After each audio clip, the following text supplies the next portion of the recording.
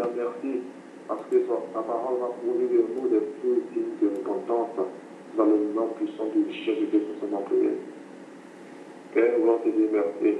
Merci pour la parole que tu vas nous donner. Merci Seigneur pour ce privilège que tu nous accordes. Ta parole est esprit et vie. De venir à ta table. Que ta parole Merci touche Seigneur de nous nos vies guérir encore ce soir. Nous voulons, Seigneur, que ta parole transforme les vies. Que ta parole transforme les cœurs ce soir. Au nom de Jésus-Christ, ouvre les yeux de nos cœurs afin que nous soyons capables de comprendre ces paroles. Ta parole déclare que c'est des choses que l'œil n'a pas vues, que c'est des choses qui ne sont jamais montées dans le cœur des humains, mais c'est des choses que tu as préparées pour ceux qui t'aiment. Oh oui, ce soir nous avons besoin de ces paroles. Donne-nous la vie, Seigneur, par ta parole ce soir. Au nom de Jésus-Christ. Merci, Seigneur. D'éternité à l'éternité, nous te disons merci. Alléluia. Père, reçois la gloire. Père, reçois l'honneur pour ce que tu vas encore comprendre ce soir. Merci pour ta parole. Merci, Seigneur, pour ton amour envers nous. Gloire et honneur pour toi. Dans le nom puissant de Jésus, nous avons prié. Amen. Amen. Et merci encore pour tous nos frères et sœurs qui sont là. Par la grâce de Dieu, il a permis le temps pour que nous puissions encore nous réunir. Alors nous remettons la parole à nos serviteurs que le Seigneur s'est choisi ce soir pour nous parler. Bonne écoute et que le Seigneur nous bénisse tous. Amen.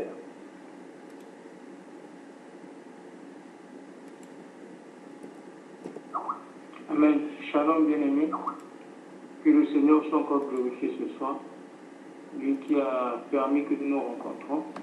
Et je bénis encore le Seigneur de la présence de mes frères, de mes sœurs ici. Que le Seigneur nous aide et nous soutienne encore dans cette marche chrétienne et qu'il nous aide à continuer à œuvrer pour la vérité et à rechercher la justice de Dieu.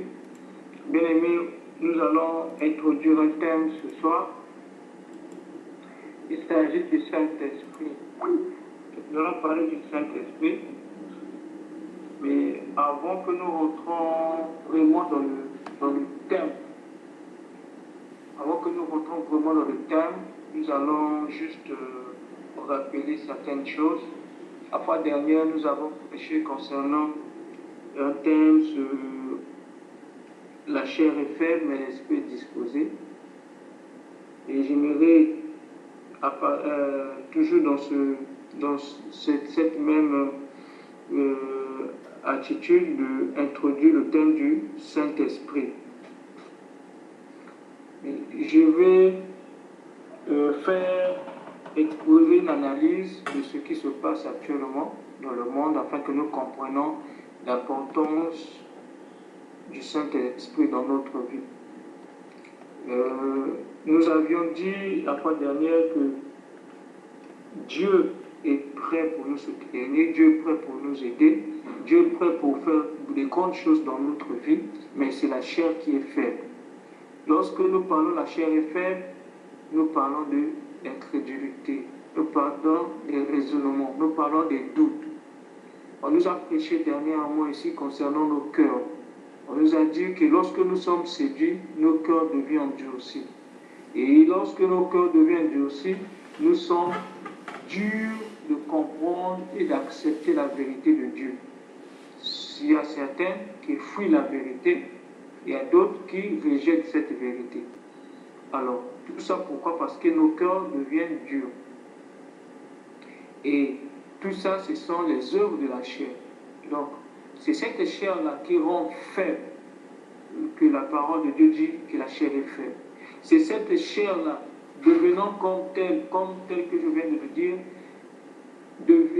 apporte la faiblesse, ne se lève pas pour rentrer dans le mystère de Dieu, ou rentrer dans la volonté de Dieu. Donc, c'est ces choses-là qui font que nous n'accomplissons pas réellement la volonté de Dieu. Alors, l'esprit qui est disposé, c'est cet esprit-là, c'est ce thème-là que nous allons parler aujourd'hui. Si Dieu permet, on pourra continuer prochainement. Donc, comme nous l'avions dit que l'esprit est disposé, nous sommes faibles.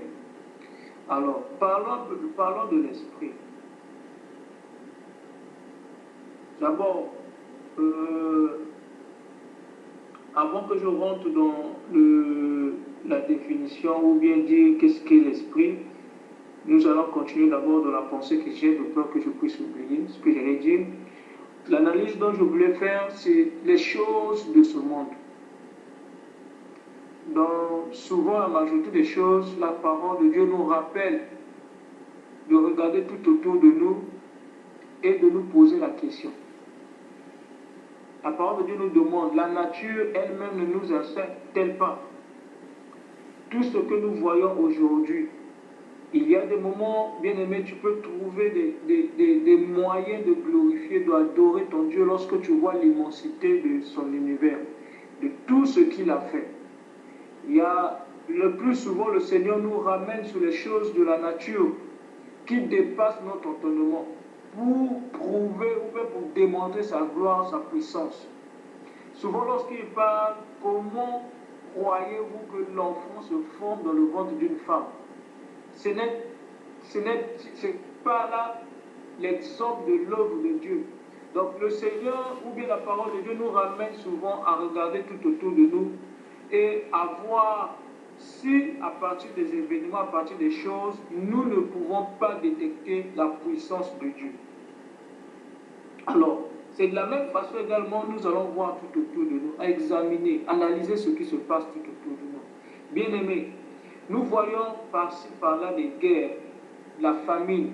Notre bien-aimé Gauthier nous a conduits tout à l'heure sur la prière pour prier pour nos frères et sœurs qui sont en Afrique du Sud. Lorsque nous voyons dans différents pays à travers le monde, les gens se soulèvent.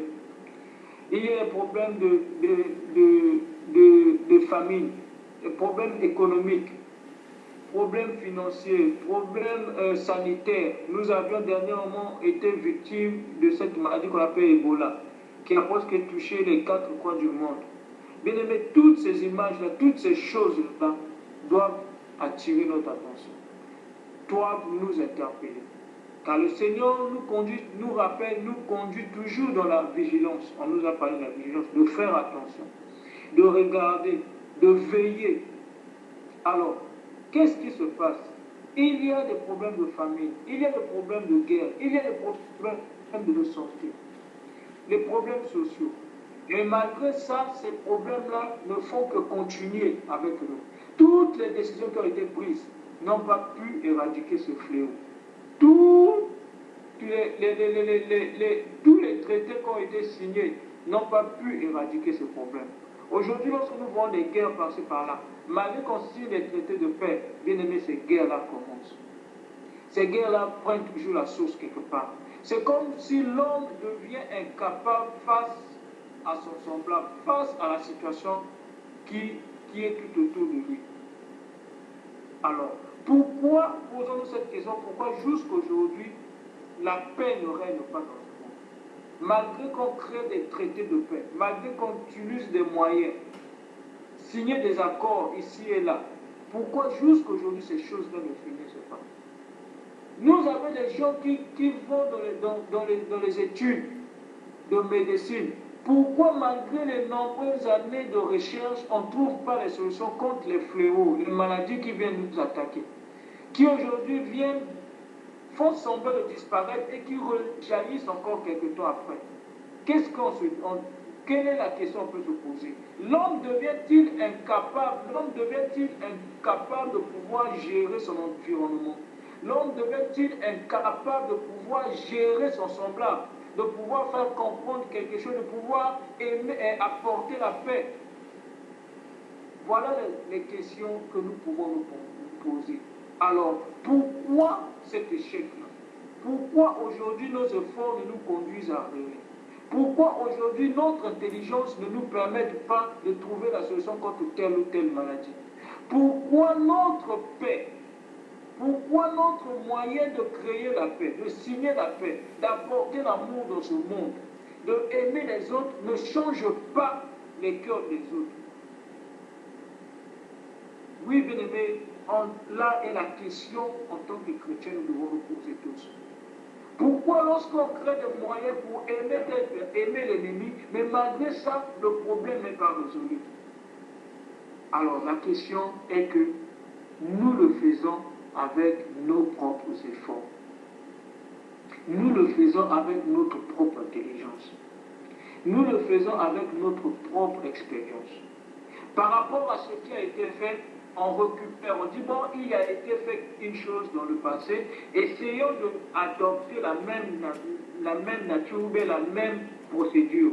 Mais malgré ça, la solution n'est pas trouvée. On a su traiter telle maladie. Certainement, celle qui arrive, on peut traiter. Aujourd'hui, qu'est-ce qui se passe? Les gens ont pris même à copier ce que nous appelons le système immunitaire dans le corps de l'homme. Qu'est-ce qui se passe? Lorsque le microbe vient rentrer dans le corps de l'homme, l'organisme crée des anticorps. Mais après avoir détruit le microbe, prochainement, lorsque le microbe rentrera, l'organisme sait déjà comment il a déjà les informations de ce microbe et cherche à le détruire rapidement. Pourquoi? Parce qu'il connaît déjà, il a déjà des informations concernant ce microbe. C'est ça également ce que nous voulons faire dans ce monde. Parce que nous avons géré tel problème, nous serons capables de gérer un autre problème par rapport aux informations que nous avons utilisées avec l'autre problème. Voilà, bien aimé, avec notre quête d'intelligence, notre quête de connaissance, nous n'arrivons toujours pas à résoudre les problèmes. Nous pouvons élever des méthodes, mais nous ne trouvons toujours pas la solution. On a l'impression que les choses sont pires de jour au jour. Alors, bien aimé, après avoir fait cette analyse-là, je me pose beaucoup de questions. L'œuvre de l'homme, est-ce que l'œuvre de l'homme est-elle efficace? Est-ce que l'œuvre de l'homme est-elle capable d'apporter des solutions? Voilà pourquoi, bien aimé, c'est très important que nous parlons du Saint-Esprit. Nous parlons de la force, de la puissance, de l'aide que le Seigneur nous a léguée. Cette promesse-là du Saint-Esprit qui est censée et qui doit être avec nous tous les jours dans notre vie. Voilà pourquoi c'est très important, bien aimé, que nous comprenions que tous les efforts que nous pouvons consentir, tous les efforts que nous pouvons apporter, donc quoi que ce soit, ne pourront jamais donner de solution. Jamais. Parce que le Seigneur dit, celui qui veille sur une maison, si moi l'Éternel je ne veille pas, il veille en vain. Mais peu importe la situation, peu importe le problème qui peut t'arriver, accepte d'être ferme face à ce problème. Car tu sais qu'il y a une personne qui est forte face à ce problème. Peu importe la situation, peu importe la gravité de ce qui se présente devant toi. Accepte-toi de fléchir devant la situation, mais laisse que le plus fort s'élève. Ne te dis pas être fort. Ne te dis pas avoir la connaissance pour surmonter, pour sortir de ce problème. Mais invite celui qui est capable, celui à qui la promesse t'avait été faite, le Saint-Esprit. Lui qui est capable de nous aider, de nous soutenir, de nous aider, de nous conduire dans tout ce que nous sommes censés faire. Oui, bien-aimé, c'est ça l'attitude d'un enfant.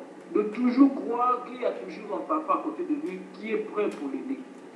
On n'a pas besoin d'être des grandes personnes. On n'a pas besoin de dire que nous sommes matures, que nous sommes prêts à voler sur nos propres ailes, avec nos propres ailes. Non, bien-aimé.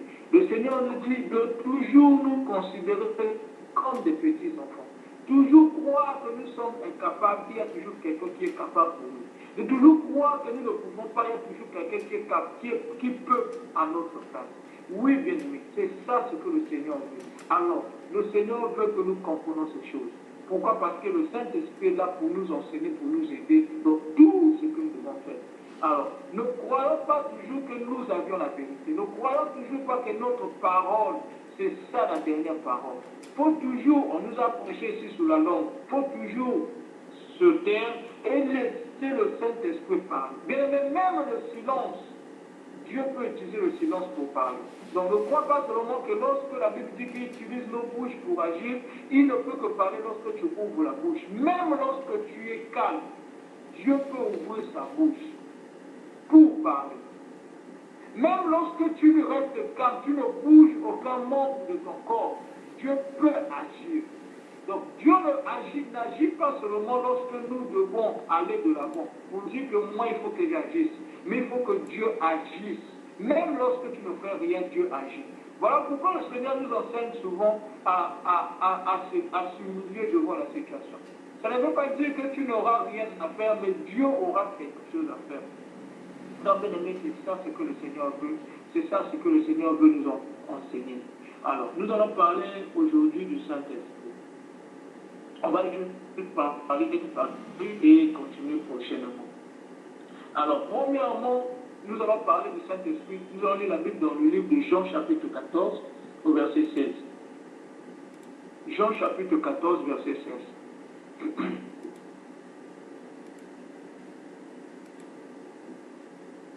Jean 14, verset 16. Et moi, je prierai le Père, il vous donnera un autre consolateur, afin qu'il demeure éternellement avec vous. L'esprit de vérité que le monde ne peut recevoir parce qu'il ne le voit point, il ne le connaît point. Mais vous, vous le connaissez, car il demeure avec vous et il sera en vous. Amen. Amen. Bien-aimé, tu peux lire aussi le chapitre 15, verset 26. Toujours dans le chapitre 26. Quand sera venu le consolateur, que je vous enverrai de la part du Père, l'Esprit de vérité, qui vient du Père, qui rendra témoignage de moi. Amen. Amen. Oui, bien aimé, dans ce passage, on nous parle d'un consolateur. On nous parle de celui qui sera éternellement avec nous. C'est très important, ce point-là. Celui qui sera éternellement avec nous. Ah, ça veut dire qu'il ne nous quittera plus jamais. Dès lors que cette promesse a été dès lors que cette promesse a été accomplie, cette promesse a été accomplie une seule fois. C'est-à-dire une seule fois jusqu'à l'éternité. Il sera éternellement avec nous. Avec quiconque croit, accepte son aide. Avec quiconque a une situation, mais qui tourne son regard vers Christ. Donc, bien aimé, il n'y aura jamais un moment où nous serons seuls. Peu importe la gravité de ta situation, peu importe ce que les hommes peuvent dire, peu importe qu'ils soient proches ou qu'ils soient éloignés de toi, mets pas dans la tête, bien aimé, que cette promesse-là est pour l'éternité. C'est la Bible qui le dit. Il sera éternellement avec vous. Donc, bien aimé, ça veut dire que cette promesse-là sera dans l'éternité. Voilà pourquoi nous devons maintenant croire et nous conformer à la présence du Saint-Esprit en nous. Voilà pourquoi c'était important que nous parlons de ces choses-là au début, concernant les efforts des hommes et le besoin que nous sommes censés avoir. Aussi longtemps qu'on cherchera notre effort, nous sommes en train de renier le Saint-Esprit qui nous avait été promis. Aussi longtemps que nous nous efforçons à trouver une solution pour tel problème, nous renions le Saint-Esprit qui nous avait été donné. Et nous passons Dieu pour un menteur. Ou bien nous doutons. La première des choses qui peut faire douter, qui peut changer la vie d'un chrétien, c'est le fait de croire ou de ne pas croire la présence du Saint-Esprit. Donc, la première des choses aujourd'hui, nous devons d'abord croire. Je crois que ça fait même partie de la première leçon de la foi. Le premier pas de la foi, c'est de croire que le Saint-Esprit est avec nous. Et c'est ça même le début de tout un voyage pour un chrétien. D'abord, savoir là où tu vas, avec qui tu es. Avec qui tu es en train de marcher. Qui est censé être ton compagnon de voyage, ton compagnon de marche.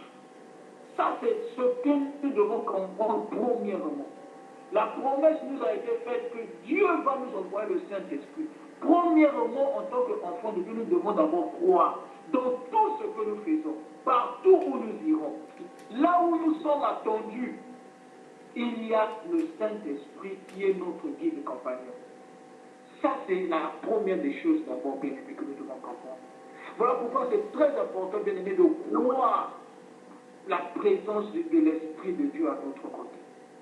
Aujourd'hui, une des choses qui détruit ou qui fait rentrer les gens dans les doutes, dans les raisonnements, c'est parce que les gens ont tendance à voir les esprits mauvais. Les gens ont tendance à voir les sorciers. Bien-aimés, Dieu ne nous a pas promis les sorciers dans notre vie. Dieu ne nous a pas dit que vous venez des sorciers toute votre vie éternelle au monde. Pour que chaque jour nos yeux cherchent à savoir qui est sorcier dans la vie, qui est sorcier, quel est tel problème, quelle est telle difficulté. Non. Mais si aujourd'hui nous voyons partout la présence de Dieu, bien aimé, il n'y aura plus rien qui pourra nous détruire ou nous faire inquiéter ou inquiéter. Beaucoup de ces choses aujourd'hui, c'est parce qu'il y a encore des chrétiens aujourd'hui qui n'ont pas cru ou qui ont certainement oublié cette promesse que le Seigneur avait faite à tous les enfants. Celui du Saint-Esprit, qui est le consolateur. Dans l'autre passage, on dit qui nous conduira dans toute la vérité. Il y a parfois des choses aujourd'hui, nous disons, ah, telle église, ou bien telle personne n'a pas la vérité, moi qui ai la vérité. Non, bien-aimé. C'est parce que nous réunions le Saint-Esprit. Ni lui, ni moi, ni toi, ni moi avons la vérité, si ce n'est que celle détenue par le Saint-Esprit. C'est le Saint-Esprit qui a la vérité et qui donne, qui révèle cette vérité à qui il veut. Donc, bien-aimé, ça c'est des choses qu'aujourd'hui nous sommes censés comprendre que le Saint-Esprit à notre côté, c'est une promesse. C'est une promesse, bien-aimé. Ce n'est pas un effort ou bien gain à travers nos efforts. À la différence de ce qui se passe dans certaines assemblées ou dans certaines églises. Les gens qui vont acheter le Saint-Esprit, les gens qui vont recevoir le Saint-Esprit. Alors la Bible dit le Saint-Esprit, c'est une promesse que le Seigneur a faite. Il nous a promis qu'il nous enverrait le Saint-Esprit. Bien aimé, ce n'est pas quelqu'un qui va t'acheter, vendre ou te donner le Saint-Esprit. La promesse a été faite à tout le monde. Ceux qu'on appelle pasteurs, ceux qu'on appelle évangélistes, ceux qu'on appelle fidèles, ceux qu'on appelle à tous ceux qui croiront en Jésus. Parce qu'aujourd'hui, pour avoir le Saint-Esprit, je l'ai dit, il faut d'abord, ça commence par la foi. D'abord croire que le Saint-Esprit est avec nous. Donc cette foi-là, c'est cette foi-là qui peut te faire, qui peut attirer, qui peut te pousser à croire que le Saint-Esprit est avec toi. Pas parce que tu as vu quelqu'un faire telle grimace que maintenant le Saint-Esprit est avec moi, non. Pas parce que tu as vu quelqu'un, tu as donné de l'argent à quelqu'un, là maintenant tu peux croire que le Saint-Esprit est avec moi, non. Une promesse. Mais cette promesse-là commence par la foi, la croyance. Voilà pourquoi tous ceux qui avaient cru en Christ, le Saint-Esprit, les apôtres priaient que le Saint-Esprit vienne. Pourquoi? Parce qu'ils devaient accomplir la volonté de Dieu. Ils devaient accomplir la mission, c'est-à-dire la promesse de Dieu. Qu'il enverrait le Saint-Esprit à tous ceux qui croiront en lui. Donc, bien aimé, aujourd'hui, si tu crois que la présence de Dieu est avec toi, que le Saint-Esprit est avec toi, bien aimé, c'est le début d'une nouvelle vie pour toi. Le début d'une nouvelle marche avec Christ. Donc, bien aimé, nous devons d'abord croire. À moins que tu doutes sur ce que le Seigneur t'a promis. Si toi et moi, nous croyons que le Seigneur Jésus nous a envoyé le Saint-Esprit et qu'il est là pour nous aider, pour nous soutenir, bien aimé, c'est le début d'une nouvelle vie. Donc voilà, c'est là où nous devons comprendre. Alors, nous allons parler du Saint-Esprit. On nous a dit qu'il est le consolateur. Alors, quelle est l'autre description, ou bien quelle est l'autre image, ou bien connaissance du Saint-Esprit que la Bible nous dit ici? Nous allons lire la Bible dans Actes chapitre 1, verset 7. Actes chapitre 1, verset 7.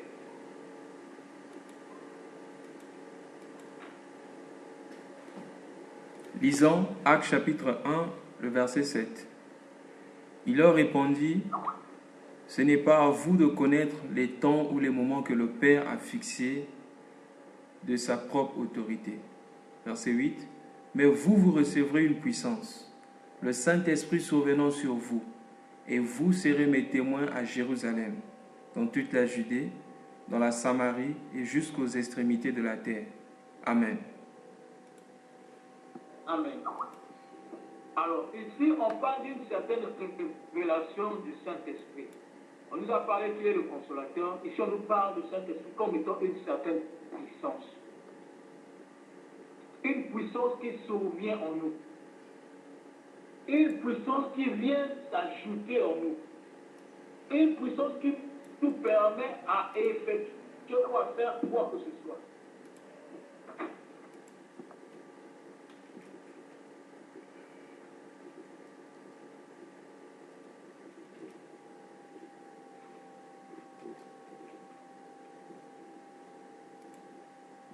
Mais vous recevrez une puissance, celle du Saint-Esprit, survenant sur vous, et vous serez mes témoins à Jérusalem, dans toute la Judée, de la Samarie et jusqu'aux extrémités.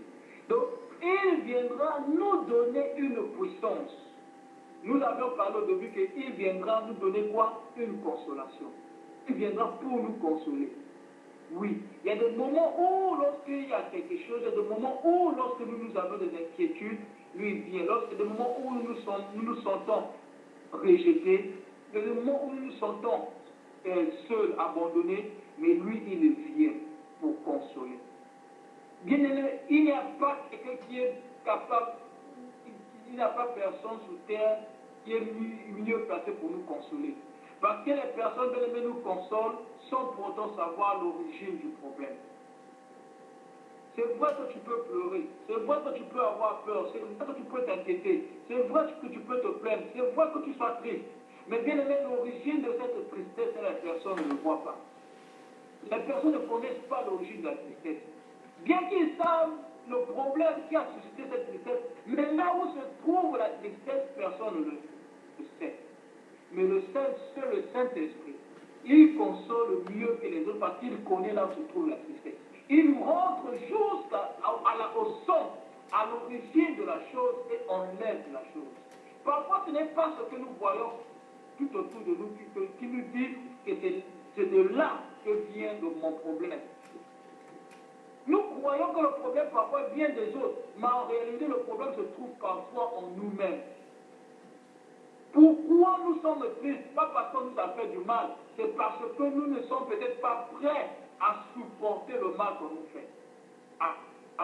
Le Saint-Esprit qui connaît que le problème ne vient pas des autres, il rentre dans nos cœurs et nous donne la force de surmonter ou de supporter. C'est là maintenant où il trouve l'origine du problème. Donc il est mieux placé que le même pour nous consoler parce qu'il sait là où il faut rentrer pour enlever le problème.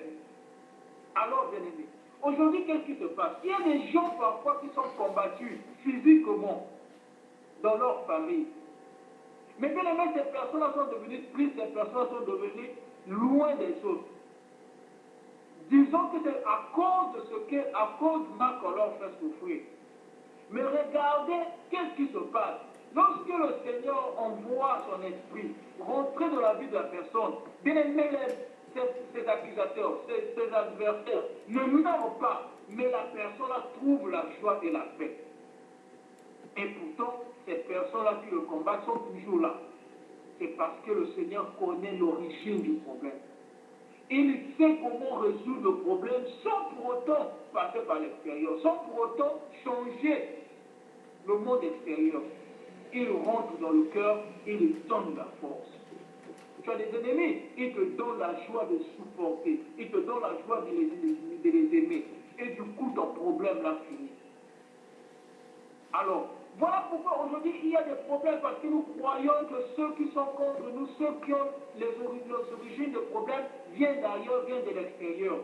On a l'impression de tout détruire pour être en paix. On a besoin de tout détruire pour être dans la joie. Non, on n'a pas besoin de ces choses-là.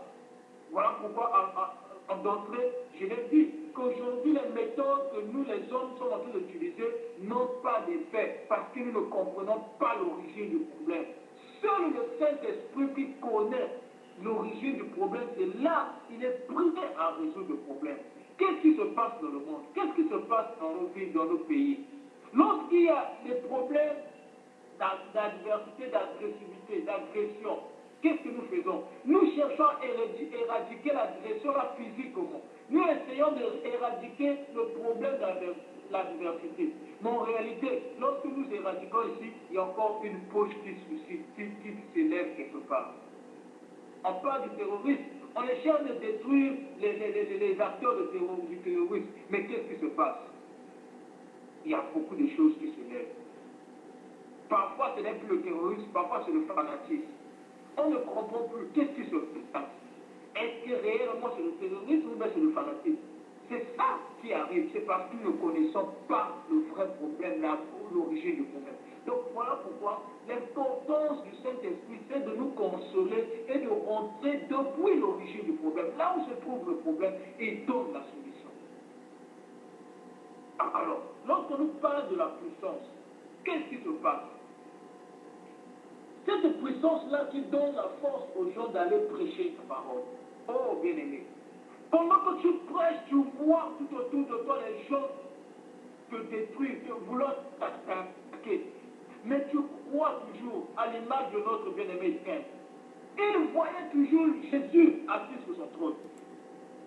Cette force-là qui est en lui, même lorsqu'il est en train d'être lapidé, mais bien-aimé ne craignait pas. Parce qu'il y avait en lui une certaine force. Pas cette force physique de surmonter la douleur, pas cette force physique de surmonter l'adversité, mais cette force-là que je ne peux peut-être pas expliquer maintenant là. Je ne suis peut-être pas capable d'expliquer cette force. C'est vrai que tu as la douleur, c'est vrai que tu vois le mal tout autour de toi, mais cette force-là qui ne te donne pas l'envie de faiblir devant l'adversité. Cette force-là qui ne te donne pas l'envie de faiblir devant le péché. Ce n'est pas une force physique que nous pouvons recevoir des mains des hommes, mais c'est une force qui nous donne l'envie de continuer à espérer, de continuer à surmonter, de continuer à persévérer. C'est cette force-là que le Seigneur dit. Pourquoi lorsque le Seigneur parle de la puissance, et il continue pour dire, vous serez mes témoins à Jérusalem, dans toute la Judée, dans la Samarie et jusqu'aux extrémités de la terre. Parce qu'ils savaient qu'ils avaient besoin de cette force-là. La plupart les disciples avaient peur, bien-aimés. Ils étaient tous dans la chambre haute après la résurrection de Jésus. Mais après qu'ils ont reçu cette force-là, oh bien-aimés, ils avaient le courage d'aller dehors. On nous dit dans la Bible que Pierre avait le courage d'aller prêcher la parole. Pourquoi? Parce qu'ils avaient reçu quelque chose. Ce n'est pas la force que nous pouvons recevoir, que nous pouvons considérer ou bien comparer avec la force que quelqu'un peut soulever ou bien la force de résister à telle douleur, à tel mal. Non, mais c'est une force qui est spirituelle. Cette force-là qui donne à quelqu'un de persévérer. Cette force qui donne à quelqu'un d'être ferme. Cette force qui donne à quelqu'un de continuer à croire. Même lorsque le monde a décidé autrement. Même lorsque toutes les langues se sont élevées contre lui. Mais cette force-là se trouve en lui de continuer toujours à croire. Même lorsque tu crois et que tu n'as pas reçu, mais tu crois toujours. Puisqu'éternellement l'Esprit sera avec toi, l'éternellement la force sera avec toi, tu continueras. On nous a parlé de la foi. Qui a des gens par la foi n'ont même pas reçu les promesses de Dieu, mais par la foi. N'ont même pas reçu, mais ils avaient toujours la foi. Ils avaient toujours la foi. Il y a même des gens par la foi, ils n'ont même pas accepté d'être sauvés des choses de ce monde parce qu'ils avaient la foi. Ils ont accepté la mort. Ils n'ont pas accepté d'être sauvés de la mort, mais ils ont accepté de rencontrer la mort. C'est par la foi. C'est cette force-là, bien-aimé, que nous ne pouvons pas expliquer. Voilà pourquoi, bien-aimé, le Saint-Esprit est la meilleure, je ne sais pas si je dirais c'est le meilleur cadeau qu'on nous a offert par cette promesse-là. Comme nous pouvons dire notre meilleur ami, my closest friend. Il est celui qui est censé être avec nous chaque jour. Bien-aimé, ton père, ton frère, ta mère, ton mari, ta femme, ta soeur peut t'abandonner. Mais pourquoi la Bible dit que lui ne nous abandonnera jamais? Mais pourtant, nous avons l'impression d'être seuls. Mais lui dit qu'il ne nous abandonnera jamais. Nous avons l'impression, bien-aimé, d'être abandonnés. Lorsque dans ta famille, on te rejette, tu as l'impression que tu es abandonné dans ta vie. Tu as l'impression que partout tu vas, toutes les portes sont fermées. Mais lui dit, il ne t'abandonnera jamais. Oh, bien-aimé, que le Seigneur nous aide à avoir cette foi-là, de voir les choses différemment de ce que les hommes de ce monde peuvent voir. De toujours croire là où les hommes sont dessus. De toujours croire là où les gens se sont désespérés. De toujours croire là où les gens ont abandonné. Mais toi de toujours croire, bien-aimé, que le Seigneur nous aide. Parce que nous avions une force avec nous. Nous avions une force qui nous conduit dans toutes les situations de notre vie. Donc, bien aimé, que le Seigneur nous aide. Que le Seigneur nous pousse à comprendre. C'est très important, bien aimé. Je prie toujours que le Seigneur m'aide. Je prie toujours que le Seigneur aide mes bien-aimés. Bien-aimés, aussi longtemps en tant qu'enfants de Dieu, nous comprenons ces choses. Nous serons inébranlables. On nous a parlé de l'inébranlable ici. Aussi longtemps, bien-aimé, que tu es avec l'inébranlable, toi aussi tu deviens inébranlable. Le Saint-Esprit qui est une force, qui ne pourra jamais, bien-aimé, fléchir devant une puissance quelconque. Aussi longtemps, bien-aimé, que tu auras cet esprit, toi non plus tu ne fléchiras devant les puissances d'en haut ou les puissances des ténèbres. Voilà, bien-aimé, des choses qui sont très importantes pour nous. Je pense que nous allons partir pas à pas. Dieu voulant, nous allons continuer prochainement. Je préfère qu'on s'arrête ici pour qu'on ait le temps de prier et d'apporter encore des édifications pour ça. Que le Seigneur soit encore béni. Amen. Amen. Amen. Frère, sois béni. Bébé, merci beaucoup. C'est vrai. Que le Seigneur soit glorifié. On peut tarder, nous allons incliner la tête dans la prière. Dis merci au Seigneur. Il nous fait toujours du bien. Il nous donne toujours ce dont nous avons besoin. Il nous accorde toujours ce qui est bon pour nous. Il connaît tout. Disons-lui merci, c'est là qui connaît tout. Et c'est là qui nous donne tout dont nous avons besoin. Disons-lui merci pour sa parole de ce soir. Au nom puissant de Jésus, son nom prière. Nous voir. La parole de Dieu déclare, ne vous élevez pas du vin, mais soyez remplis du Saint-Esprit. Oh, il est tellement important d'être rempli du Saint-Esprit. Il est tellement de faire toutes choses par esprit. De ne pas faire les choses par notre capacité. Demandons la grâce de Dieu pour ne pas être ignoré du vin, mais que nous puissions être remplis du Saint-Esprit. Que nous puissions marcher dans le Saint-Esprit. Dans le nom puissant de Jésus, nous sommes en prière. Dans notre volonté. Ce n'est ni par notre intelligence, car celui-là qui nous donne le mouvement d'être, c'est encore l'éternel de Dieu puissant par son esprit. Ainsi, nous allons encore élever nos voix. Lui dire merci pour le Saint-Esprit qui nous a donné à nos côtés. Et merci parce que c'est par lui que nous allons faire des choses. Lui qui nous donne au mouvement la capacité de toutes choses. Disons-le merci pour cela. Père, merci Seigneur Jésus-Christ. Car ce n'est ni par notre force, Père. Ce n'est ni par notre capacité, Père. Nous allons continuer par prier. Nous allons parler de la solution. Jésus a dit la solution. Lui seul, la véritable solution. Il y a une différence entre une personne qui a la solution et une personne qui est la solution. La personne qui a la solution peut un jour ne pas avoir la solution. Mais la personne qui est la solution, toujours la solution à tous les problèmes. Il est la véritable solution. Il a plus de 1000 solutions pour un seul problème. Donc nous allons dire merci au Seigneur, lui là qui est notre solution. En ce soir, comme nous l'assurons. Nous sommes merci à notre Seigneur Jésus. Seigneur, tu es notre. À chaque fois que nous avons pris appui sur nous-mêmes. Nous demandons pardon à chaque fois que nous avons pris appui sur un homme. Quand notre frère vient de nous dire ce soir, nous devons toujours prendre appui sur le Saint-Esprit. Et lui seul. Demandons pardon Et demandons la grâce de Dieu qu'à chaque fois, de venir à lui, de prendre appui que sur lui, de lui laisser pour lui toutes choses dans notre vie. Au nom puissant de Jésus, c'est mon prière. Oui, Père, nous te prions. merci, Papa. Nous ne continuons pas à prier. Nous allons encore élever nos foi. Comme ce soir, nous a parlé. La parole de Dieu déclare dans Romains 8 que nous ne savons même pas prier. Je crois, Romains 8, verset 26. De même aussi, l'Esprit nous aide dans nos faiblesses, car nous ne savons pas ce qui nous convient de demander dans nos prières. Mais l'Esprit lui-même intercède par des soupirs inexprimables. Et celui qui sonde le cœur connaît quelle est la pensée de l'Esprit. Parce que c'est cela. Nous laissons l'Esprit, ô Seigneur, nous conduire au nom.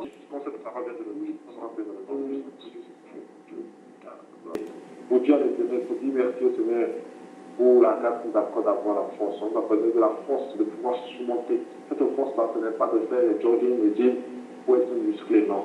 Elle nous accorde d'une force intérieure que nous, on ne peut expliquer. Et la parole de Dieu déclare que la joie de l'éternel sera notre force. Disons merci au Seigneur qui nous donne toujours cette joie-là. La joie de l'éternel, pas la joie qui vient du ciel. Bon, comme on nous a expliqué en ce jour, on n'a même pas pouvoir donner solution sur quelque chose, mais une joie qui vient de l'éternel, car la vie de l'éternel ne dépend point de circonstances et n'est point bougeable. Et c'est celle-là qui en se force. Disons merci au Seigneur pour la joie qu'il nous donne chaque jour, qu'il nous fournisse cette joie chaque jour, dans le nom puissant de Jésus, c'est mon prière. Disons lui merci car nous sommes innocents. Innocents parce qu'il a versé son sang à la croix pour nous. Et son sang nous a eu tout péché. Et on va vous dire merci au Saint-Esprit encore. Nous sommes appelés au nom puissant de Jésus. Bien-aimé, s'il y a quelqu'un sur les prières, s'il vous plaît, priez de la porter pour que en unisson nous puissions prier. Merci.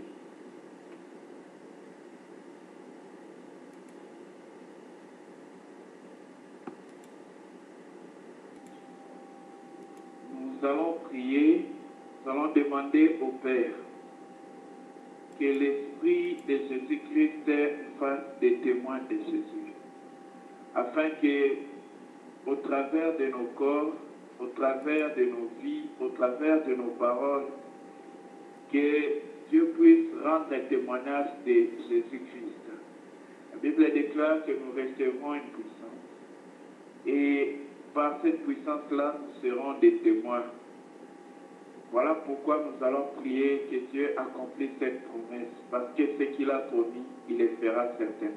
Prions au nom de Jésus. Père, nous venons. Fidèle et véritable, ce que tu as dit, tu ne peux pas promettre quelque chose voici au devant de toi, Père, et ne pas être capable, Seigneur, ces paroles sont les d'accomplir tiennes. ces Merci, dernières. Seigneur, parce que tu vas les accomplir. Éternel, Merci parce que tu es fidèle et Père, tu t'es prié que par l'Esprit du Dieu vivant, que tous les temps nous soyons dans une consolation qui est éternelle. Pas une consolation bien-aimée pour nos caprices dans la chair, mais une consolation de la vie, du bonheur qui nous est réservé pour l'éternité.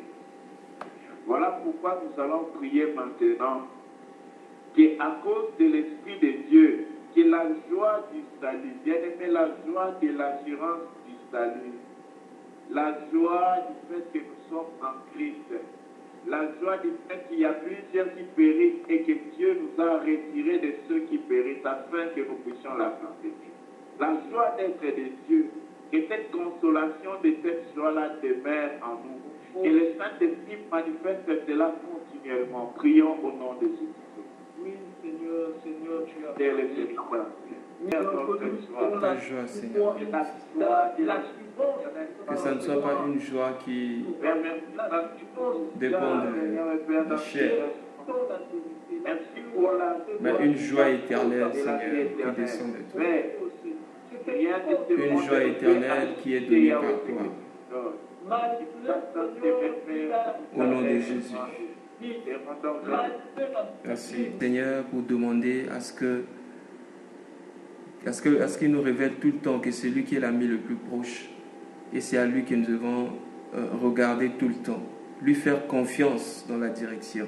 Lui faire confiance dans l'enseignement. Prions le Seigneur. Jésus, il n'y a que toi.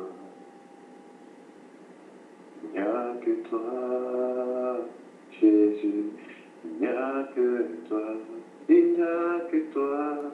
Il n'y a que toi, Seigneur. Il n'y a que toi. Il n'y a que Yahweh, il n'y a que toi. Il n'y a que toi.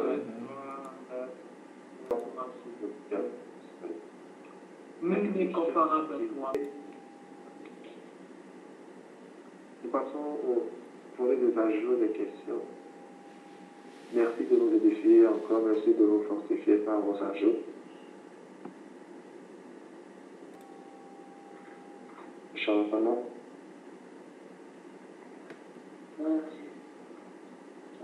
Dieu, ce sujet, je sens que c'est très bien pour quelques minutes. J'aimerais juste ajouter quelques petits versets. Et j'aimerais que mes frères puissent interpréter ici, Saint-Esprit les pique. Donc, Saint-Esprit, Isaïe 11, verset 1.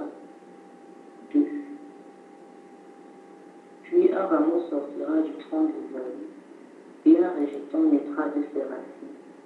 L'esprit de l'Éternel reposera sur lui, l'esprit de sagesse et d'intelligence, l'esprit de conseil et de force, l'esprit de connaissance et de crainte de l'Éternel. C'est la dernière phrase de la qui m'interpelle. L'esprit de crainte de l'Éternel. Très souvent, on dit qu'on a la crainte de l'Éternel, on craint Dieu, c'est que Dieu existe. Mais ce que je comprends ici, c'est que si on n'a pas le Saint-Esprit en nous, on ne pourra même pas craindre l'Éternel. La seule chose en nous qui nous donne de dire qu'on a la crainte de l'Éternel, c'est l'Esprit de l'Éternel. Le chrétien a une dépendance totale de l'Esprit de Dieu, dans la mesure où, sans l'Esprit de Dieu, on ne peut même pas créer, ça va faire. On le dit dans le livre de Romains.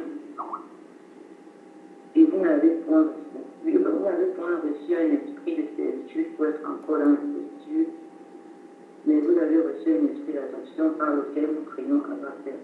L'esprit lui-même témoignage à notre esprit que nous sommes enfants de Dieu. Je suis étonné de ce que Dieu a fait avec le Saint-Esprit dans nos vies. Nous ne pouvons pas vivre sans le Saint-Esprit que nous sommes enfants de Dieu. Je suis vraiment dépassé. Franchement. Donc c'est le Saint-Esprit qui nous apprend à comprendre la parole. Le Saint-Esprit qui nous fait comprendre la grandeur de Dieu. Le Saint-Esprit qui nous fait comprendre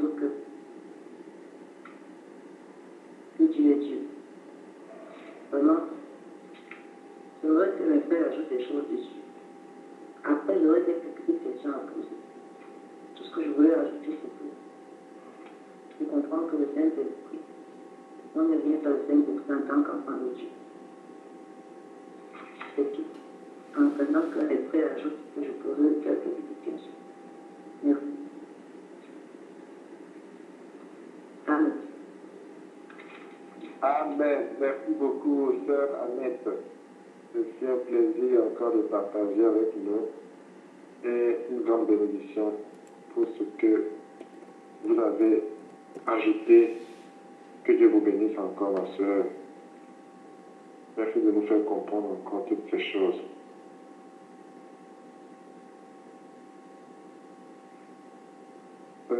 Oui, frères et sœurs,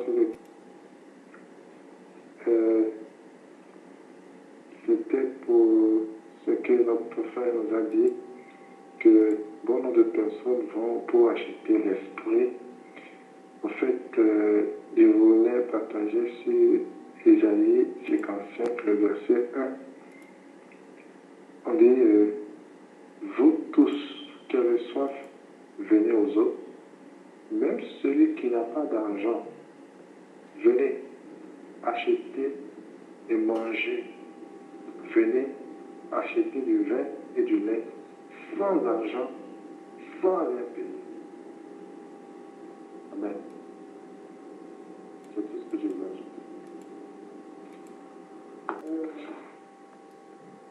Comme moi j'ai toujours dit cela, c'est un groupe qui me permet de sortir de beaucoup de clichés religieux. Ma première question c'est, qu'est-ce que le baptême du Saint-Esprit? Pour nous parler dans les détails, j'aimerais juste avoir la réponse des frères sur ce que c'est que le baptême du Saint-Esprit. Et très souvent aussi j'ai entendu mes frères chrétiens dire, moi j'ai le Saint-Esprit, moi j'ai le Saint-Esprit. Parce que tel allait en bas et tel autre ne parlait pas, on disait, moi j'ai le Saint-Esprit. C'est quoi avoir le Saint-Esprit? Deuxième question. Et maintenant, quand on parle de la puissance du Saint-Esprit, la Bible nous dit que le jour où les apôtres ont reçu le Saint-Esprit, il y avait un vent impétueux qui se sont mis à parler des langues de feu. Et il y en a qui disaient qu'il était sourd. Bref, il y avait quelque chose d'anormal dans leur façon d'agir. Ils avaient reçu le Saint-Esprit. J'ai bien compris. Et donc, le frère Théo dit souvent ici que avant, c'est Jésus qui relevait les gens quand ils tombaient. Mais de nos jours, quand on reçoit le Saint-Esprit, les gens se mettent plutôt à tomber. Donc, dans cette affaire de vent impétueux, de puissance et tout ça, tomber quand on reçoit le Saint-Esprit, stress. À la manifestation de la réception du Saint-Esprit, là, j'aimerais un peu comprendre. Donc, ce sont là mes questions. Est-ce que les gens reçoivent le Saint-Esprit forcément par une sorte de violence que ça? Donc, c'est un peu là-dessus que je comprends certaines choses. Avoir le Saint-Esprit, qu'est-ce que c'est? Qu'est-ce que le baptême du Saint-Esprit? Comment est-ce qu'il y a une manifestation particulière à la réception du Saint-Esprit? Voilà, mes 3 questions. Merci. Amen. Alors, merci beaucoup, chère Annette. Nous allons répondre à ces questions de façon chronologique par rapport à la façon dont on l'a posée.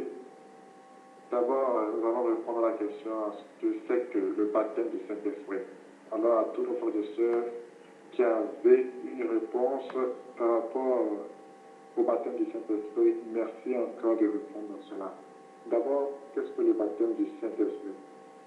Nous répondons sur cette question. Merci bien. Les seigneurs, nous allons tourner nos Bibles dans Matthieu 3, le verset 11. Ensuite, nous allons prendre Jean 1, le verset 33.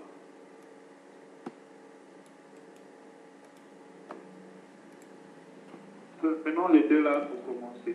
Matthieu 3, verset 11.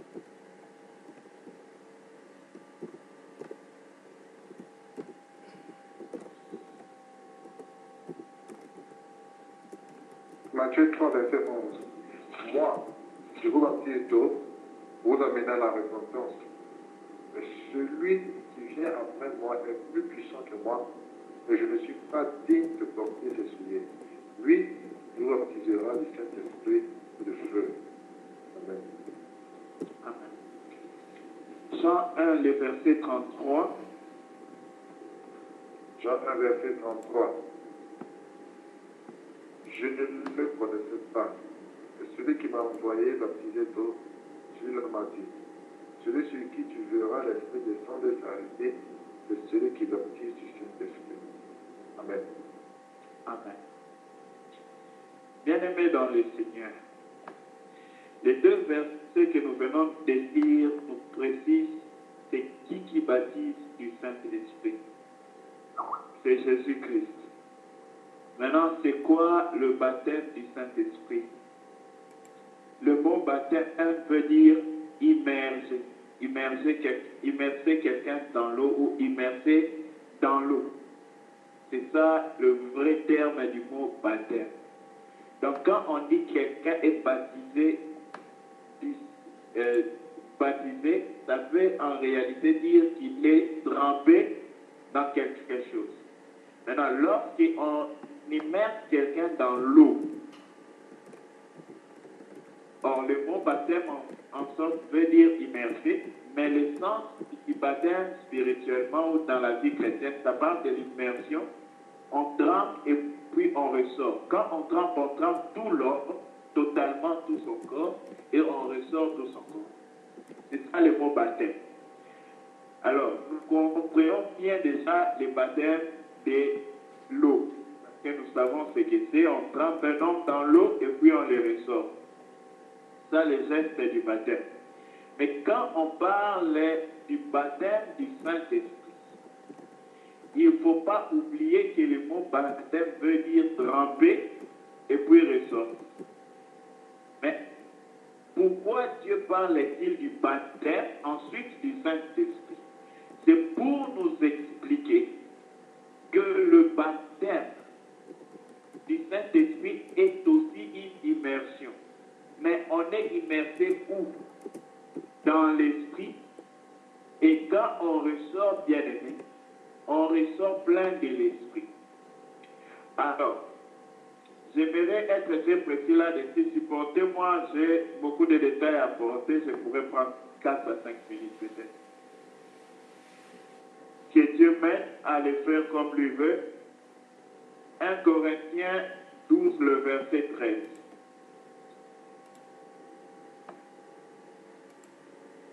C'est là où on nous explique que quand on parle d'être baptisé dans l'esprit, bien aimé, c'est une immersion, mais dans l'esprit. On nous parle étant baptisé. Oui, 1 Corinthiens 12, le verset 13. Je vais lire. Nous avons tous en effet été baptisés dans un seul esprit. L'esprit n'est pas l'eau.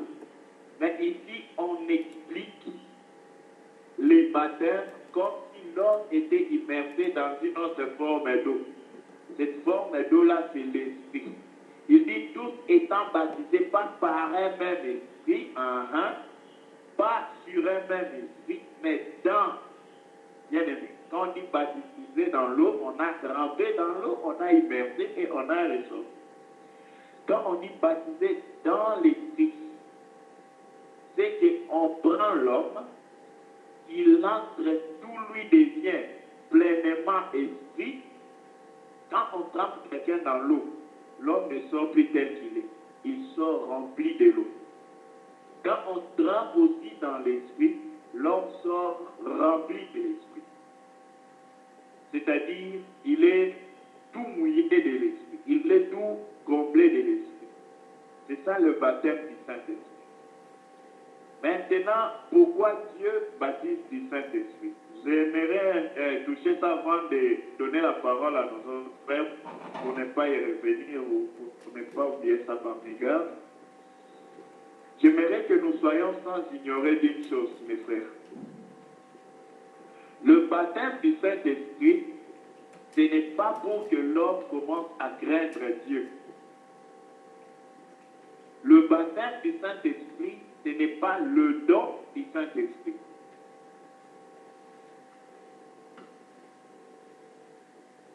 Dieu baptise l'homme du Saint-Esprit pour être témoin ou pour le ministère ou l'appel ou le service que Dieu a appelé un homme.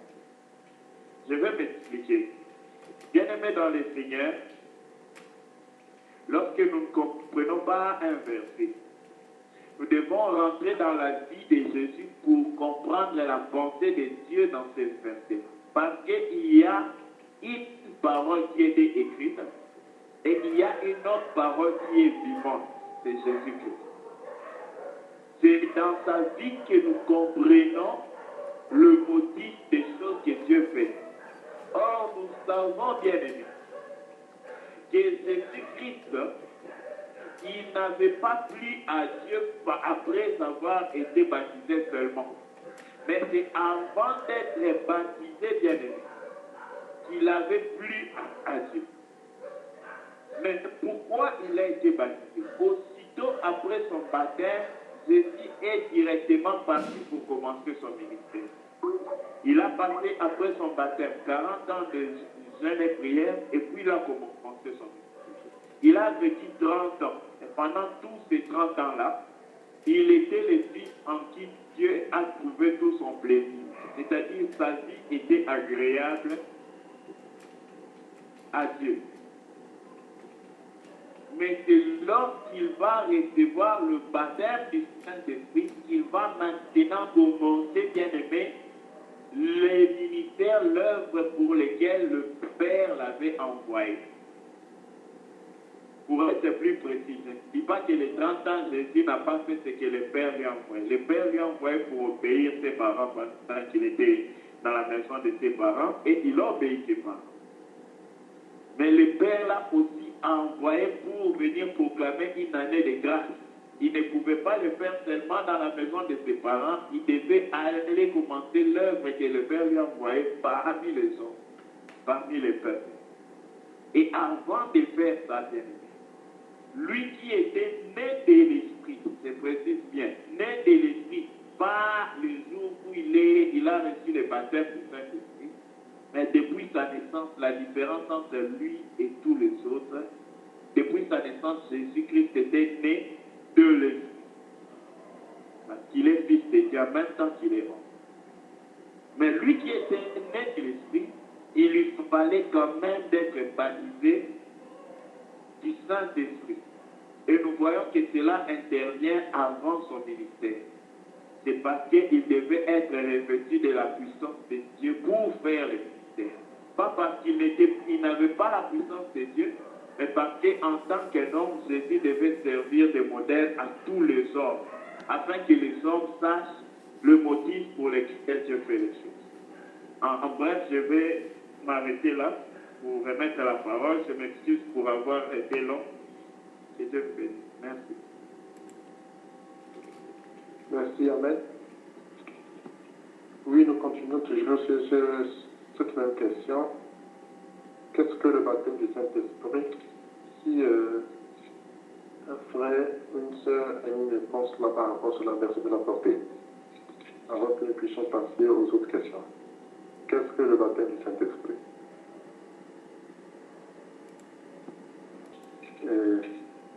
Je vais apporter une petite réponse à la grâce du Saint-Esprit aussi. Cette réponse de qu'est-ce que le baptême du Saint-Esprit?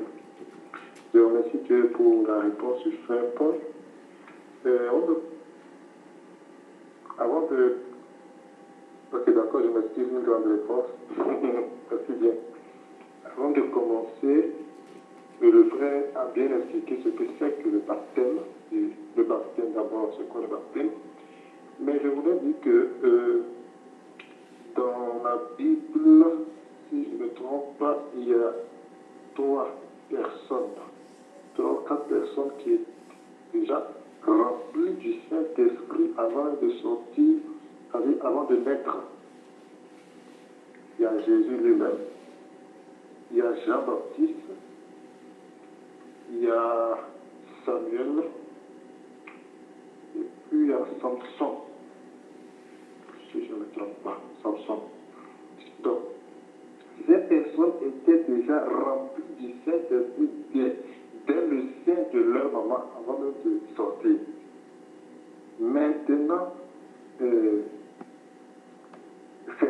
comme le frère l'a dit, le baptême, c'est comme être immergé dans quelque chose. Il y a le Saint-Esprit en nous et le Saint-Esprit sur nous. Comme le frère était en train de le dire, avec Jésus, quand il a été baptisé, c'est dans Jean 1, n'est-ce pas? Jean 1, 33. Le Saint-Esprit est venu sur lui.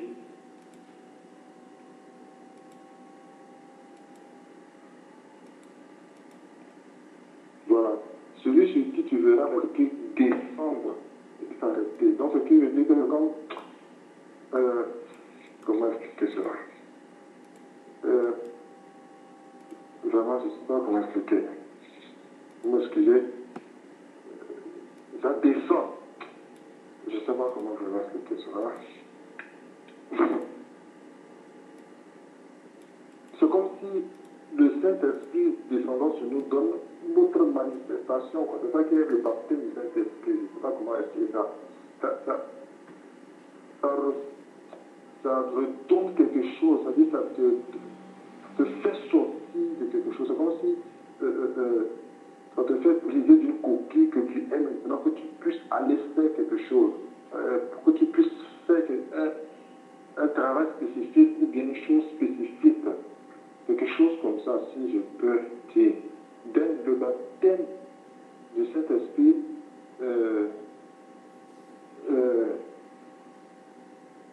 comment dire cela?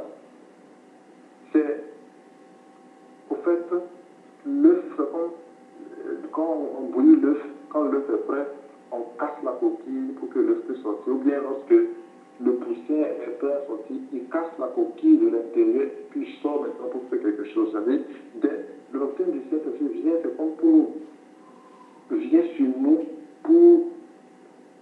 pour nous donner maintenant cette capacité, cette habilité d'aller faire ce pourquoi nous avons été appelés par Dieu. Car nous tous nous avons été appelés par Dieu pour faire quelque chose de très précis.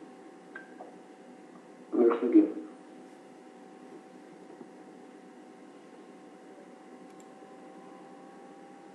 Merci de l'apporter.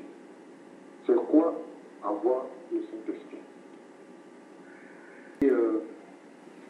Je voulais répondre à la question. Attends, je regarde le verset pour répondre à la question, comme tu as dit. C'est quoi avoir le Saint-Esprit?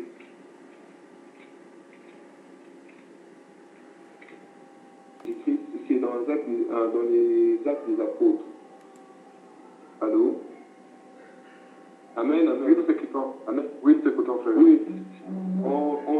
On lit au nom de Jésus-Christ. Si vous pouvez lire le livre des apôtres, des actes des apôtres, chapitre 1, dans le verset 8, où on parle, c'est quoi avoir le Saint-Esprit. Il y a un frère peut lire, s'il vous plaît, le verset 8. Mais vous recevrez puissance, le Saint-Esprit, survenant sur vous, si vous serez mes témoins à Jérusalem, dans toute la Judée, dans la Samarie, jusqu'aux extrémités de la terre. Amen. Amen. On dit ceci, on dit que l'homme va recevoir, en fait, Jésus-Christ parlait de ça, il rappelait aux apôtres, il leur avait demandé d'être unis, de rester ensemble. Et en restant ensemble, ils allaient recevoir ce que le Père leur avait promis. Le Père avait promis quoi? Le Père avait promis le Saint-Esprit. Le Saint-Esprit qui est une puissance qui va survenir sur eux. Et lorsque le Saint-Esprit viendra sur eux, ils auront cette puissance-là. Et cette force-là, cette puissance-là qui va leur permettre d'aller opérer des miracles, d'aller évangéliser. Cette puissance-là, qui ne va jamais les abandonner. Et c'est chaque jour de leur vie, ils auront cette puissance-là avec eux. Vous comprenez? Donc le Saint-Esprit, c'est en fait, le Saint-Esprit, il est avec nous. Chaque jour de notre vie, à chaque instant de notre vie, il est là. Il ne nous abandonne jamais.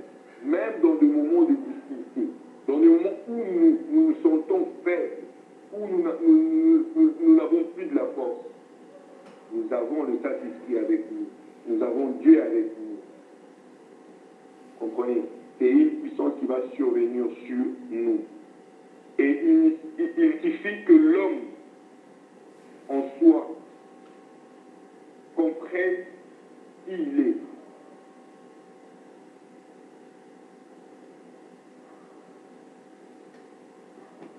Amen. Oui. Donc, ce que je voulais dire, c'était ça. Et quand nous lisons dans le Actes des Apôtres, dans le chapitre 2, là, on nous parle comment le Saint-Esprit était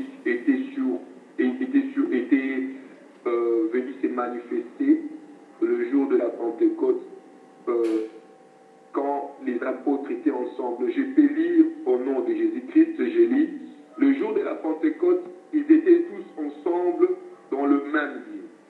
Tout à coup, il vint du ciel un bruit, comme celui d'un vent impétueux, et il remplit toute la maison où ils étaient assis. Des langues semblables à des langues de feu leur apparurent, séparés les uns et les autres, et se posèrent sur chacun d'eux. Amen. Amen.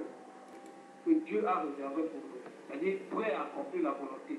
Lorsque le Seigneur, on nous parle de la Bible que nous avons été baptisés en la mort de Christ et nous avons été ressuscités avec Christ, c'est pour dire que nous sommes morts. On nous a parlé longtemps ici sur le brisement, sur beaucoup de choses. Dans Jean 12, on nous dit que la graine doit tomber, mourir. C'est ça, cette forme de baptême, cette forme de baptême, mourir et ressusciter. Être immergé, puis ressortir. Donc c'est un peu ça que j'allais apporter. Donc pour savoir que, comment peut-on savoir que quelqu'un a reçu le baptême du Saint-Esprit, et lorsque la personne est prête maintenant à accomplir la volonté de Dieu, et ceux qui sont prêts à accomplir la volonté de Dieu, ce sont ceux qui ont renoncé à eux-mêmes, qui ont renoncé à leur vie, qui ont renoncé à leurs besoins, qui ont renoncé à leurs projets, qui ont renoncé, comme dit la Bible, il n'y a personne qui ayant abandonné ceci, cela. Donc c'est tout ce que j'avais comme avis. Amen. Merci beaucoup, frère. Pour la question, c'est quoi dans le Saint-Esprit? D'abord, si on parle de Saint-Esprit, c'est qu'il y a mauvais esprit. Donc,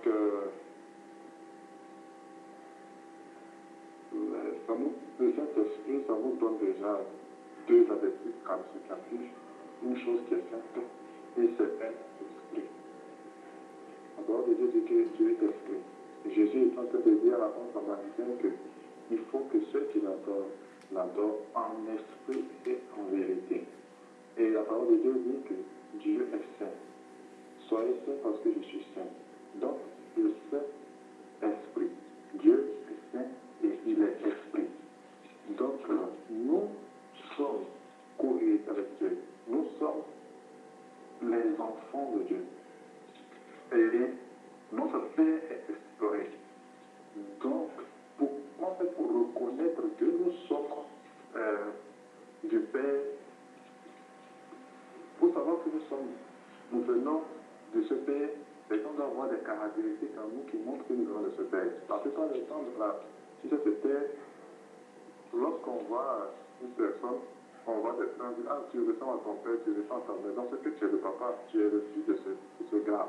Donc, c'est les traits qui montrent qu'il appartient à ce père, il appartient à cette maman. Donc, ce qui veut dire que, comme notre Dieu est esprit, notre Dieu est saint. Donc, nous devons avoir ces caractéristiques-là qui montrent que nous venons de notre Père. Donc, comment savoir que c'est quoi avoir le Saint-Esprit?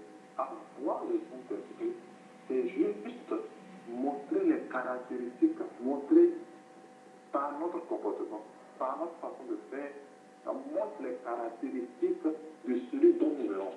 C'est-à-dire Saint-Esprit, de celui qui est esprit et qui est saint. Donc, avoir le Saint-Esprit en nous, c'est d'abord être saint et c'est d'abord être esprit. Comment être esprit? C'est-à-dire, nous avons reçu l'esprit et nous pouvons adorer en vérité. Car on dit en Jésus dans le ceux qui adorent en esprit en vérité. On commence pour adorer en esprit en vérité. Il faut d'abord être esprit. Et comment faire pour être esprit? C'est de recevoir ce qui est esprit. Et recevoir l'esprit, et recevoir le Saint-Esprit, l'esprit venant de Dieu lui-même. Parce que lui est esprit. Et c'est lui qui nous donne cet esprit-là. Voilà. Ainsi,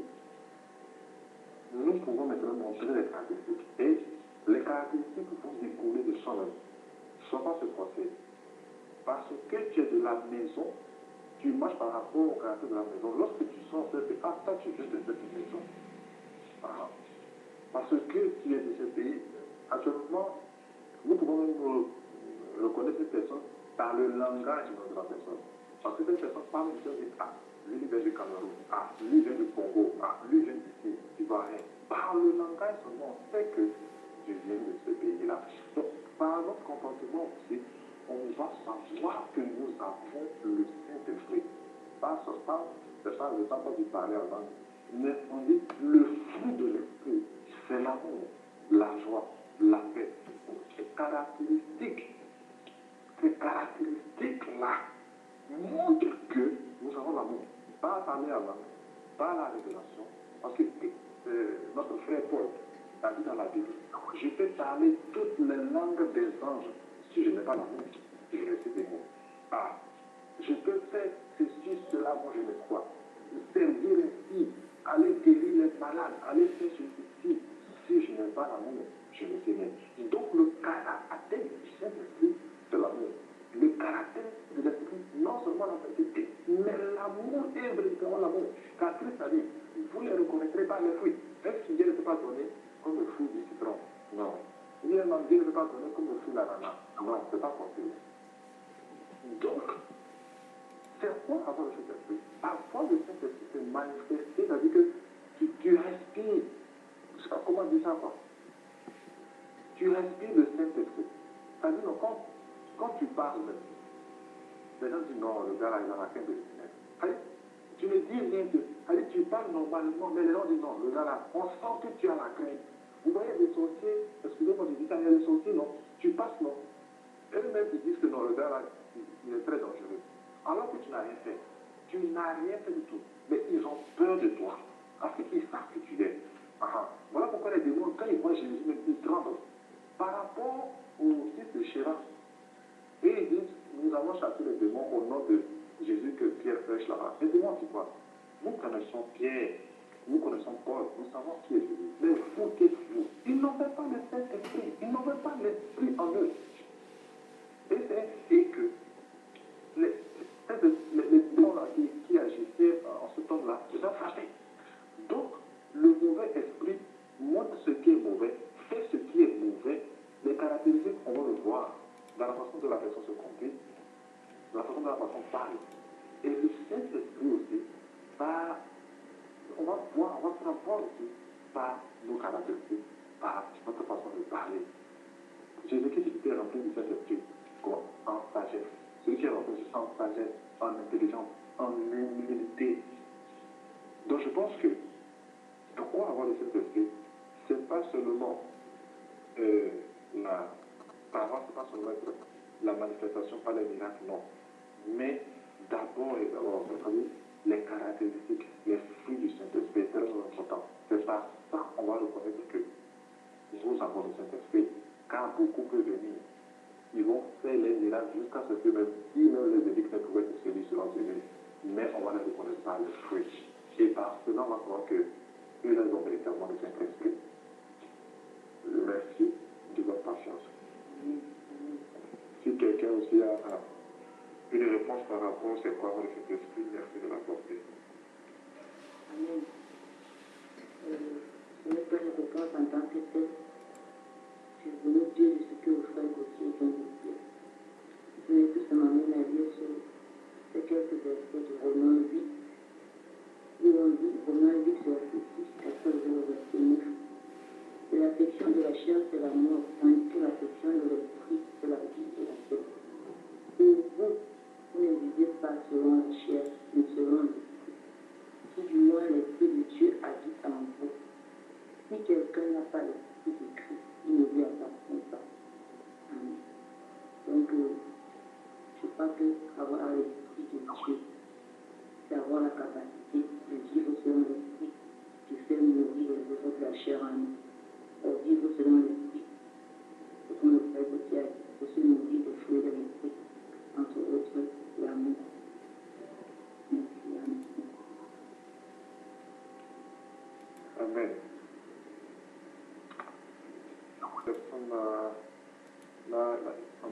chose à ajouter par rapport à c'est quoi dans le Saint-Esprit. Nous allons passer à la troisième question où la sœur était en train de parler de l'histoire de tomber. Quand les gens reçoivent le Saint-Esprit, les gens qui parlent en langue, et puis ils tombent.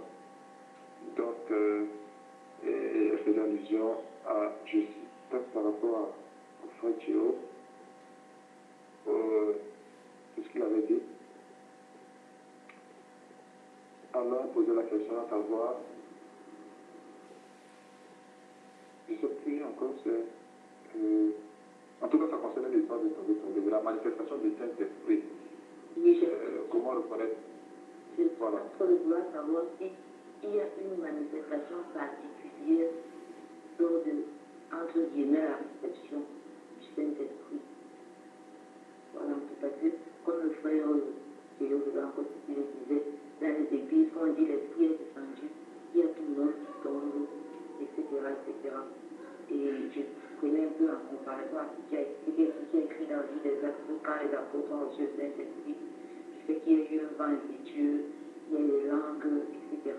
Est-ce qu'il y a normalement une réaction anormale, une réaction hors du commun quand on reçoit le Saint-Esprit, une réaction surnaturelle visible, ou est-ce que ce n'existe pas, tout est spirituel?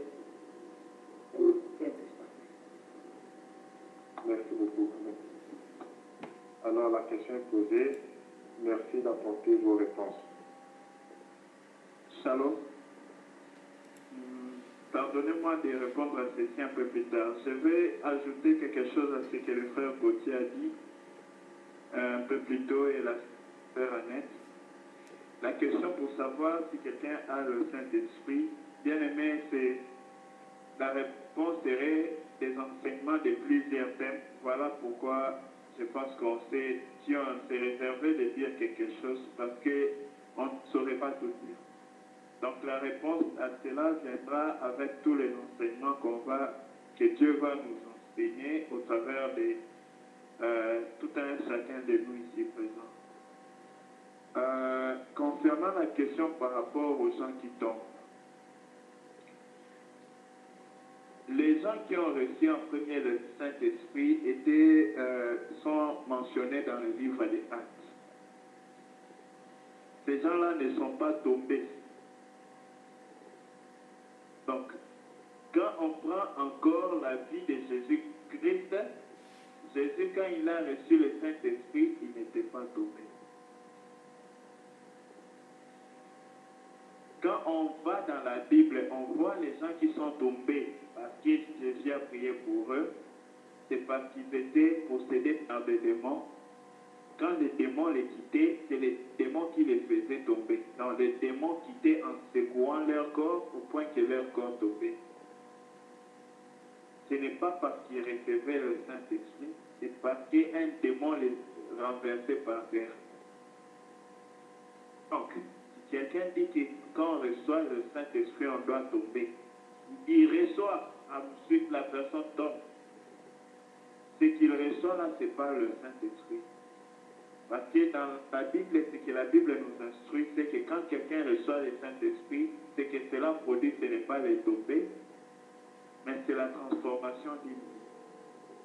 Le Saint-Esprit vient pour transformer la vie d'un homme. Comment il le fait? Il convainc l'homme d'abord sur le péché. C'est l'une des premières choses que le Saint-Esprit fait dans nos cœurs. Il console l'homme. Ensuite, quand l'homme, bien-aimé, est convaincu du péché, de la justice, du jugement, le Saint-Esprit lui rend témoignage que maintenant tu appartiens au Père, tu es un fils du Père. Romains 8:7. Donc, dire tout ce que le Saint-Esprit vient faire dans nos cœurs, dans nos vies, on ne saura pas le dire maintenant. C'est quasiment impossible parce que nous-mêmes, on ne peut pas tout dire. Ce sont des expériences que chaque chrétien expérimente pendant sa vie chrétienne. Mais par rapport au tombé, il faut demander à ceux qui pensent que c'est par le Saint-Esprit qu'ils sont tombés d'expliquer cela avec la Bible.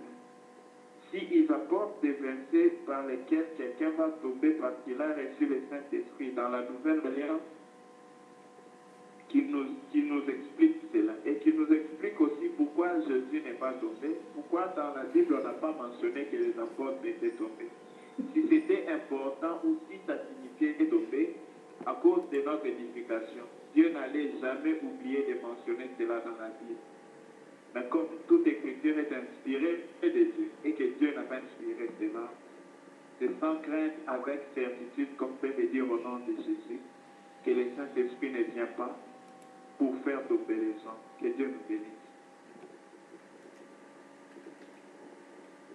Amen. Dieu te bénisse, mon frère. Merci encore pour l'argent. Si encore un frère bien aimé une réponse aussi par rapport à cela, merci pour l'argent.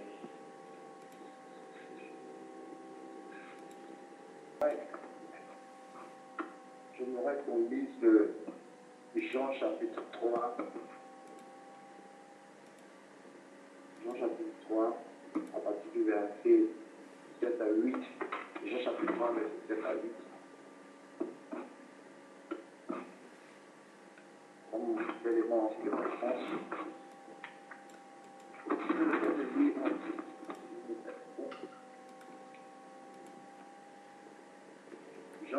Jean chapitre 3, verset 7 à 8. Je ne donne pas que je te dis, il faut que vous naissiez de nouveau devant ceux qui veulent, que tu entends le bruit, mais tu ne sais d'où il vient, ni où il va. Il en est ainsi de tout homme qui est né de l'esprit.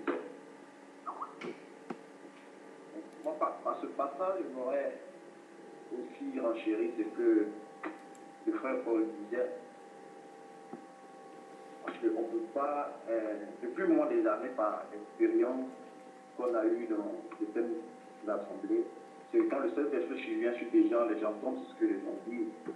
Mais quand tu lis ce passage, la Bible dit, après ça, démontrer un peu la caractéristique de ceux qui sont nés de nouveau.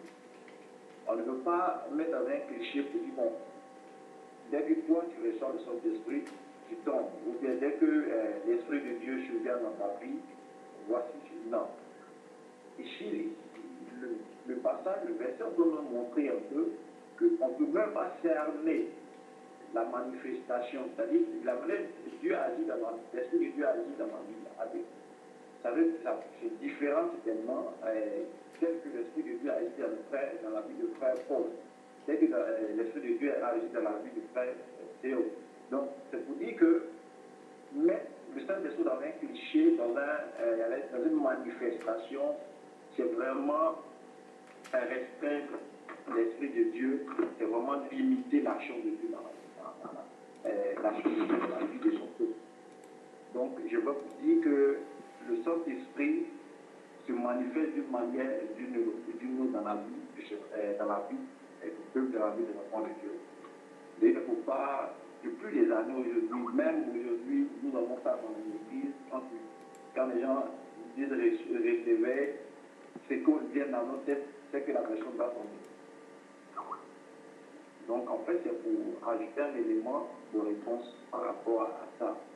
Et ce verset-là, vraiment, quand je le lis à chaque fois, je m'inspire du fait que il ne faudrait pas qu'on donne vraiment une manifestation cliché vraiment à l'Esprit de Dieu. Il faut qu'on laisse vraiment l'Esprit de Dieu se mouvoir comme Dieu le veut, comme sa parole, comme sa volonté. Voilà ce que je l'ai dit. Amen. Merci beaucoup, frère Olivier. Dieu vous bénisse. Shalom bien-aimé. Shalom, ça va, Thierry. Oui, nous rendons grâce au Père pour ces merveilleuses réponses et ces questions. Bénissons le Seigneur pour ce message. Vous savez, c'est un message très très important, surtout en ce temps de la fin, le temps du soir, le temps de la confusion. En tout cas, c'est très important que nous parlions bien aimé de ces choses. Je voulais juste donner un passage, comme le bien-aimé Paul venait de dire. Bien-aimé, parler du sujet concernant le Saint-Esprit, ce n'est pas en une journée qu'on pourra tout toucher. et faire asseoir ce qu'il faut par rapport au message concernant le Saint-Esprit. Non seulement c'est l'Esprit lui-même qui doit nous enseigner, mais aussi c'est toute la vie. Donc je voulais juste donner deux passages. Le premier passage, c'est par rapport à ce que le frère Yves disait. Le frère Yves avait dit que nous devons savoir que le Saint-Esprit, c'est Dieu lui-même. Donc juste pour confirmer cela, il y a une question, la question, le Saint-Esprit en nous. C'est quoi le Saint-Esprit en nous? Ou c'est qui le Saint-Esprit en nous? Le Saint-Esprit, c'est Dieu lui-même. Je vais lire Actes des Apôtres, chapitre 5, du verset 3 au verset 4. Je lis la parole. Pierre lui dit, Ananias, pourquoi Satan a-t-il rempli ton cœur au point que tu montes au Saint-Esprit et que tu aies retenu une partie du prix de champ? Verset 4. S'il n'eût pas été vendu, ne te resterait-il pas? Et après qu'il ait été vendu, le prix n'était-il pas à ta disposition? Comment as-tu pu mettre en ton cœur un pareil dessein? Regardez bien, ce n'est pas à des hommes que tu as menti, mais à Dieu. Nous avons lu au verset 3, pourquoi? Au point que tu montes au Saint-Esprit, au verset 4 on dit, c'est à Dieu que tu as menti. Donc le Saint-Esprit c'est Dieu. Ensuite, Jean chapitre 7, du verset 37 au verset 39. La Bible dit, le dernier jour, le grand jour de la fête, Jésus se tenant debout s'écria, si quelqu'un a soif, qu'il vienne à moi, et qu'il boive. Celui qui croit en moi, des fleuves d'eau vive couleront de son sein, comme dit l'Écriture. Il dit cela de l'Esprit qu'il devait recevoir, ceux qui croiraient en lui, car l'Esprit n'était pas encore, parce que Jésus n'avait pas encore été glorifié. Alors ici, le Seigneur Jésus, parlant de l'Esprit, il dit les fleuves d'eau vive. Il dit, si quelqu'un croit en moi, qu'il vienne et qu'il boive. Et il dit, les fleuves d'eau vive couleront de son sein. Pour nous qui sommes Congolais, entre les deux Congos, il y a le fleuve Congo.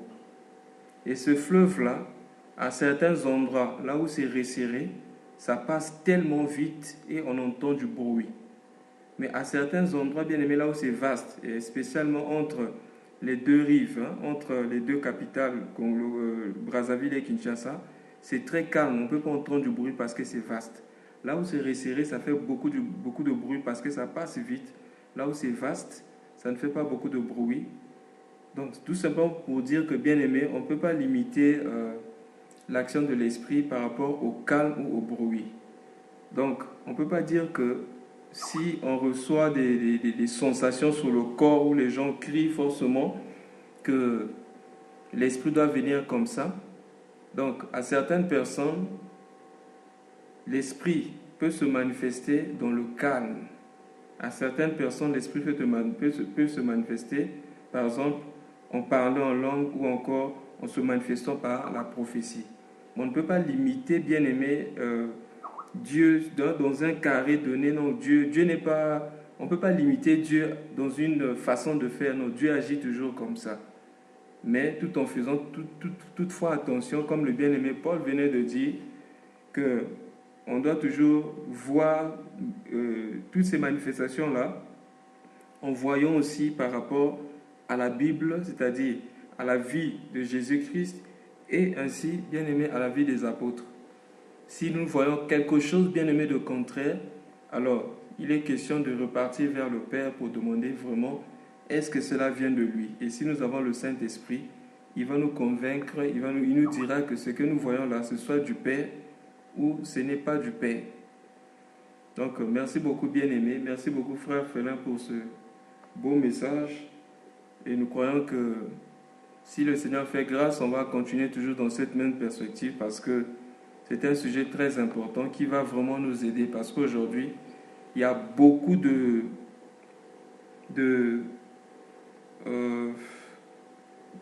j'ai oublié le mot, fake en anglais, c'est-à-dire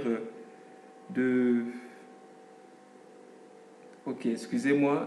En tout cas, c'est fake en anglais. Beaucoup de faux. Voilà, des hérésies, surtout bien aimés concernant le Saint-Esprit. N'oublions pas, bien aimés, ceux qui font les faux billets ne vont pas utiliser, par exemple, le billet de 500 francs. Mais généralement, pour fabriquer un faux billet, les contreparties, généralement, ils vont utiliser les billets comme 10 000 francs. Parce que, bien aimé, c'est quelque chose de précieux et de très cher. Et en ce temps de la fin, pour tromper l'Église, on va aussi utiliser, bien aimé, des enseignements, par exemple, concernant l'esprit, concernant le parler en langue, toutes ces choses-là pour tromper les gens. En tout cas, que le Seigneur nous garde, qu'il nous bénisse et qu'il nous parle encore par rapport à ces choses-là, afin que nous croissions dans la foi et dans la connaissance de sa personne. Merci, bien aimé. Amen. Merci beaucoup, frère.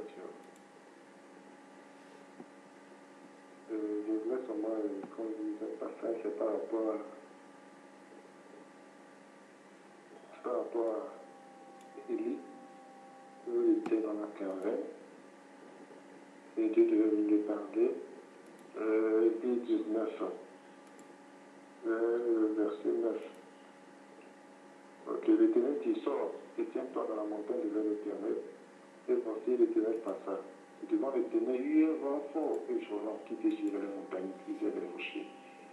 L'Éternel était pas le vent. Et après le vent, ce fut un tremblement de terre. L'Éternel n'était pas dans le tremblement de terre. Et après le tremblement de terre, un feu. L'Éternel n'était pas dans le feu. Et après le feu, un murmure doux et léger. Et quand Élie l'entendit, il s'enveloppa le visage de son manteau. Il sortit et s'était entré dans la caverne. Voici une voix du chien entendre cette parole. C'était par rapport, mon ajout par rapport à la question de ma soeur. Nous avons vu toutes les choses qui sont passées où il n'y avait pas Dieu. Et c'était dans une Dieu léger. Donc, nos frères ont déjà tout expliqué. C'était juste mon ajout que je voulais apporter. Que Dieu nous bénisse tous. Amen.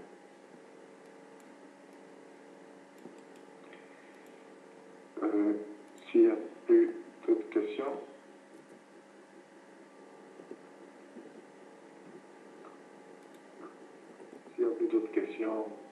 d'autres ajouts, je ne sais pas si un bien-aimé un témoignage.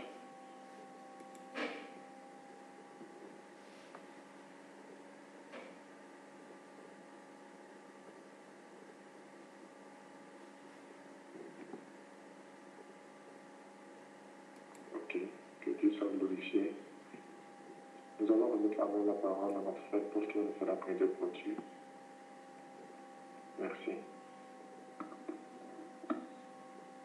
Nos cœurs tournés vers Dieu, nous allons prier.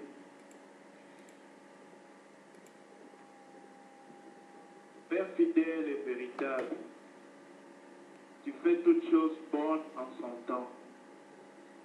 Père, nous croyons que ce que tu as voulu parler à nous et par nous ce jour, tu l'as fait. Père, tu connais que nous sommes faibles, nous sommes sourds, nous sommes aveugles, nous sommes nuls. Père, éveille nos oreilles. Que ton esprit rappelle encore ces paroles dans nos cœurs. Que ton esprit enseigne encore à nos cœurs, Père, tout ce que tu nous as dit ce soir. Père, que ton esprit ouvre l'œil spirituel de nos âmes, Yahweh, afin que nous puissions te voir. Père, voir ce que toi tu veux que nous puissions voir comme toi tu le vois. Père, merci de nous revêtir de la justice de Christ. Remplis nos cœurs de toi et Père, dépouille-nous de ce monde, dépouille-nous de tout ce qui n'est pas toi. Oh Père, laisse-tu Yahweh nous remplir. Merci pour ton œuvre parfaite. Merci pour tous nos frères qui ne sont pas là. Merci pour tous ceux, Yahweh Père, que tu vas encore attirer. Merci pour tous ceux qui sont là. Merci pour la journée de demain. Te rendons grâce et nous abandonnons toutes choses dans ta main. Au nom puissant de Jésus-Christ. Amen. Amen. Amen. Amen.